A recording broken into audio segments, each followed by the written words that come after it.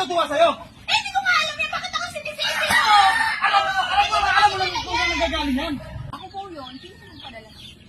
Ano po sir? Ay ma'am, pinadala lang po. Ganun ba? Wala kang na-expect na magdadala sa akin yan eh.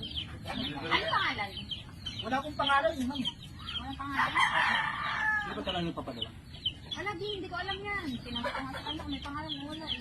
Baka posible Baka naman kaibigan yan. ko lang naman. Baka posible naman yan, di mo kilala. Nagpapadala Ano sa'yo. lang po, Siguro parisin na kaibigan lang ko po. lang yan.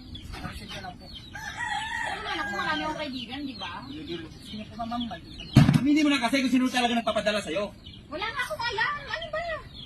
Hindi alam yung address mo, alam yung pangalan mo, hindi mo alam. Kasi nga sabi ko nga sa'yo, di ba marami nga akong kaibigan? Eh, mali ko kung ano. Kung Kaibigan? Kaibigan ko yan. Tinao pa ng Valentine's Day, kaibigan. Ha? Nakikita mo, nagmi-meeting kami. Sige po sir. Tapos ganyan ang mangyayari. Hoy! Ano pinipilit niya? Kilala mo ba ako? Hindi ba? Hindi po sir, ano, nabibigyan lang po sa akin po sir. Huwag po kayo magalit sa akin. Saan mo kinuha yan? Sir, binatid lang po sa opisina. Opisina? Binatid ko lang po sa address na to, kaya lang po. Aminin mo kuya, baka sa'yo yan. Sir, wala po akong kinalaman dito. Sir, nagtatrabaho po ako. Huwag mo kumanin. Ha? Ikaw ba ano ka rin eh? Wala nga akong alam dyan. Nakita mo nga pinadala lang. Sabi nga niya, Sir, pinadala lang nagtatrabaho lang eh. ako sir. May pamilya din ako. Hindi ako nahihinira ng ibang may pamilya. Oo nga, nagtatrabaho ka, pero huwag ka magkukunari. Ikaw siguro yun. Sir, wala po akong kinalaman dito. Sir, nagtatrabaho.